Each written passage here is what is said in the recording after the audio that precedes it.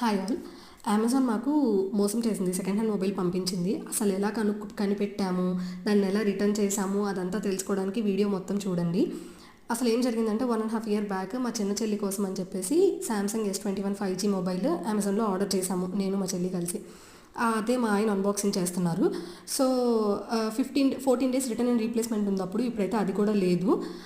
మా చెల్లి రావడానికి కొంచెం ఎక్కువ టైం పట్టింది, ఒక 16 days అలా పట్టింది. వచ్చిన తర్వాత మా చెల్లికి సర్ప్రైజ్గా ఇచ్చామన్నమాట. ఓన్లీ అన్బాక్సింగ్ చేసి ఫోనే ఉంది కదా అని చెప్పి చూసామంతే మేము.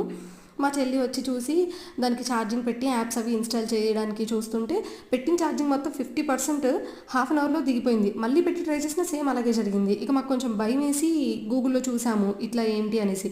ఫోన్ రీఫర్బిష్డ్ పంపిస్తుంది, అప్పుడప్పుడు ఇట్లా మోసాలు జరుగుతాయని చెప్పి వచ్చింది. సరే అసలు రీఫర్బిష్డా కాదా అని తెలుసుకోవడానికి మెథడ్స్ ఏంటి అని గూగుల్లోనే చూశాను. ఒక 5-6 మెథడ్స్ వస్తే ట్రై చేశాను. ఏ మెథడ్లో ట్రై చేసినా ఈ ఫోన్ సెకండ్ హ్యాండ్ అనే వస్తుందన్నమాట. సో ఇంకా చేసేది ఏం లేక అమెజాన్కి కస్టమర్ కేర్కి కాల్ చేశాను. ఇట్లా మాకు రీఫర్బిష్డ్ మొబైల్ పంపించారు సెకండ్ హ్యాండ్ది, మీరు రిటర్న్ తీసుకోండి అని అడిగాను.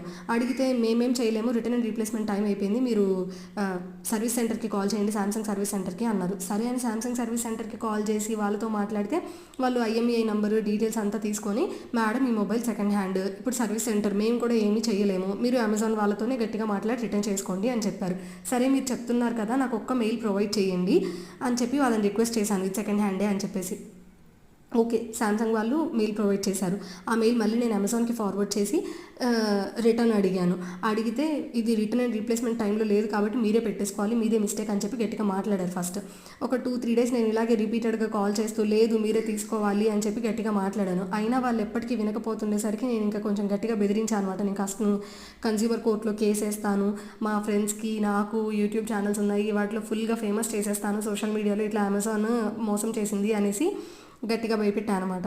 సో ఇక వాళ్ళు ఒక 2-3 days ఈ డిస్కషన్ నడిపించి వాళ్ళ సుపీరియర్స్, వాళ్ళ మేనేజర్స్, వీళ్ళు కాల్ చేసి సరే మొత్తానికి ఇంకా కన్స్యూమర్ కోర్టు వాటికి మరి భయపడ్డారో లేకపోతే వాళ్ళ ఫేమ్ పాడైపోయింది అనుకున్నారో ఏమో కానీ మొబైల్ అయితే రిటర్న్ తీసుకోవడానికి ఒప్పుకున్నారు. రిటర్న్ తీసుకొని ఆ రిఫండ్ 7 days లోపు వేశారు, 7 daysకి వేశారు. నేనైతే చాలా భయపడ్డాను రిఫండ్ అమౌంట్ వస్తుందా రాదా అని, ఎందుకంటే కొంచెం అమౌంట్ కాదు, మేము దాచిపెట్టి కొన్నాం మా చెల్లి కోసం. ఇక దాని తర్వాత మేమైతే ఏ ఎలక్ట్రానిక్ గ్యాడ్జెట్స్ కానీ మొబైల్స్ కానీ అమెజాన్లో ఇంతవరకు ఆర్డర్ పెట్టింది లేదు. సో మీరు కూడా కొంచెం జాగ్రత్తగా కొనుక్కుంటే బెటర్, ఎందుకంటే కొంచెం కాస్ట్ ఎక్కువ పెట్టి కొనుక్కునేటప్పుడు జెన్యూన్ వస్తేనే బాగుంటుంది అనిపించింది నాకు. So that's all. Thank you all. Please do like, share and subscribe to my channel Lekha talks.